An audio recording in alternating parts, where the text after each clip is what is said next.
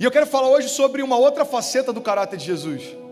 Eu quero falar sobre um Jesus irresistível. Amém? Você pode repetir isso comigo? Eu digo, Jesus é irresistível. Talvez a grande pergunta que o mundo faça é: se Jesus de fato é irresistível, por que a maior parte dos amigos que eu conheço não quer ir para a igreja? Você já se fez essa pergunta? Se Jesus ele é tão poderoso, se Jesus é tão incrível, se Jesus ele é tão amoroso, se Jesus ele é tão manso, se Jesus é tão, cara, sobrenatural, por que a maior parte dos meus amigos não tem interesse em ir para a igreja? Por um princípio simples: nem sempre a igreja que eles conheceram parece com Jesus que professamos. Sabe, eu vi algo uma vez que me marcou para sempre. Eu não lembro se foi o John Stott que disse, mas a frase é basicamente a seguinte: o motivo pelo qual o nosso evangelismo fracassa muitas vezes é porque não parecemos com Cristo que professamos. Mas existe algo nessa equação que tem que mudar. Presta atenção nisso em nome de Jesus. Se Jesus é irresistível, e a Bíblia diz que o mesmo poder que ressuscitou Jesus Cristo dos mortos habita dentro de mim, se a Bíblia diz que quando ele foi recebido nos céus, foi liberado sobre a igreja o poder do Espírito Santo, e agora nós passamos a ser revestidos pelo mesmo poder que fez sinais, milagres e maravilhas, alguma coisa tem que mudar. As pessoas têm que olhar para mim, têm que desejar ter o que eu tenho, desejar carregar o que eu carrego, desejar viver a história que eu vivo. Tem alguém que está entendendo? Diga amém. Quando as pessoas olham para a gente depois de algum tempo de caminhada e não desejam se tornar o que a gente está se tornando, alguma coisa pode ter de errado na nossa jornada de fé. Sabe, eu lembro que eu ministrei um TED sobre criatividade há 2 anos atrás, talvez. E o tema do TED era sobre linguagem. Presta atenção nisso, cara, em nome de Jesus, porque pode ser esclarecedor demais para você. Eu lembro que eu tinha 12 minutos para falar sobre linguagem. E é uma das coisas que eu sou mais apaixonado.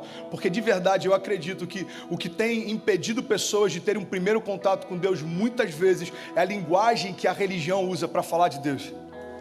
E eu citei um exemplo que... não sei se você já ouviu falar, mas ele foi muito conhecido durante um tempo. Ele era muito ensinado, principalmente nos meios de comunicação, escolas de comunicação, faculdade de comunicação. Fala a respeito da baleia mais solitária do mundo. Alguém já ouviu falar sobre isso?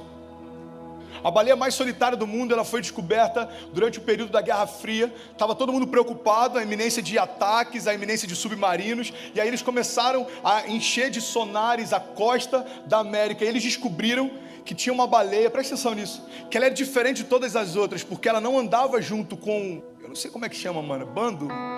Manada? Baleia é o quê? Cardume? E aí começaram a estudar, cara, por que ela não nada junto com as outras? Por que ela não está sempre junto com as outras? E sabe o que eles descobriram? Aquela baleia, ela não nadava junto com as outras, porque a frequência com que ela se comunicava era diferente de todas as outras. Presta atenção nisso. As baleias, elas emitem um som em 50 e poucos hertz. Essa baleia, ela emitia som em 27, se não me engano, metade de todas as outras. E sabe o que eles descobriram?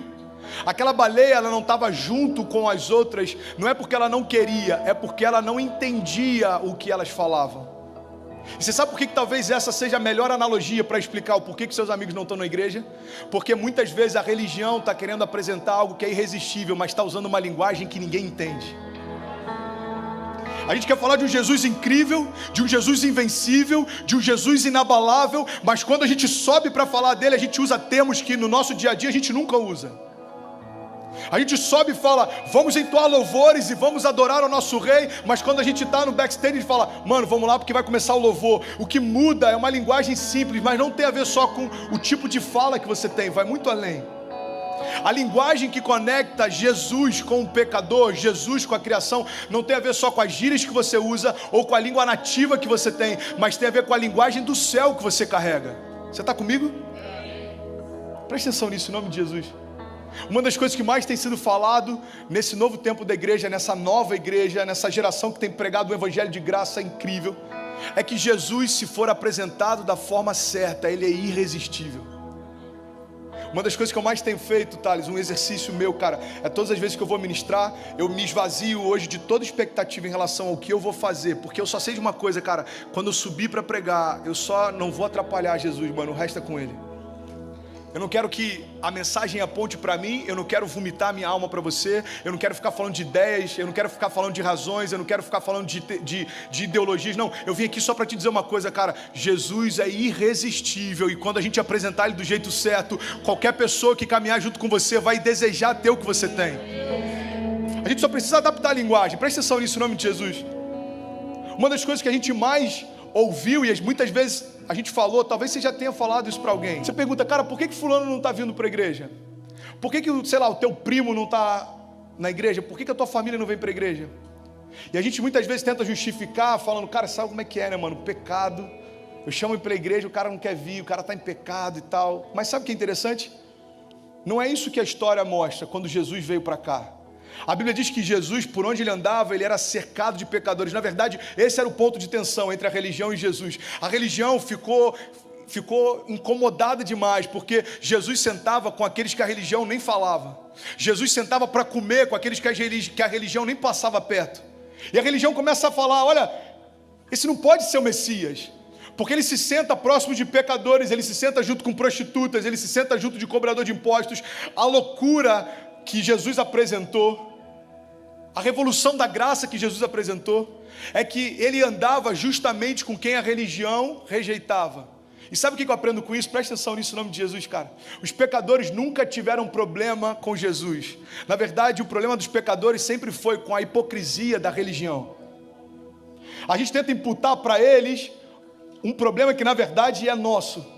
Porque se eu nasci de novo e se eu carrego a própria vida de Deus dentro de mim, irmão, qualquer dificuldade de quem caminha junto comigo em desejar ter o que eu tenho, é porque eu não estou expressando o que eu vivo. Eu não estou manifestando o que eu vivo. Jesus ele começa a andar, pecadores querem estar perto dele, prostitutas querem estar perto dele, começa uma revolução. A Bíblia vai falando a respeito disso. Em alguns momentos Jesus parava para ministrar no meio do monte e tinha multidões que se assentavam para ouvi-lo falar. Você consegue imaginar 5.000 pessoas no meio do deserto ouvindo um cara falar?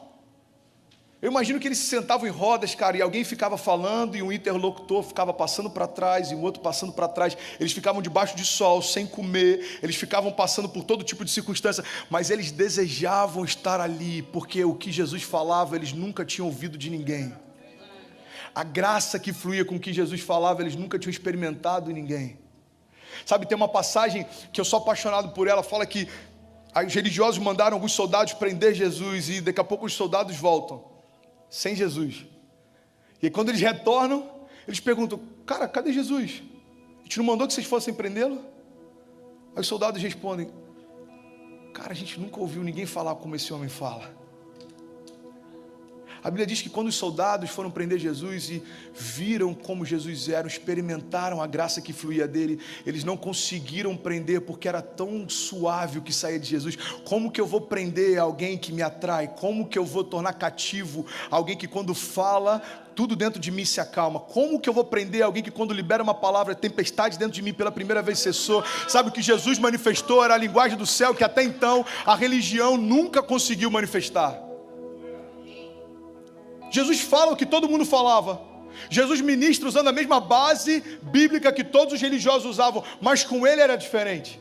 A Bíblia chega ao ponto de dizer que Jesus falava como quem tinha autoridade. Qual que era a diferença? A diferença é que Jesus ia na sinagoga, nos templos, nas reuniões, e ele usava os mesmos textos, mas quando saía da boca dele era diferente. Talvez alguns aqui possam falar, pastor, mas isso é porque ele era Jesus. Não, cara, não é só porque ele era Jesus.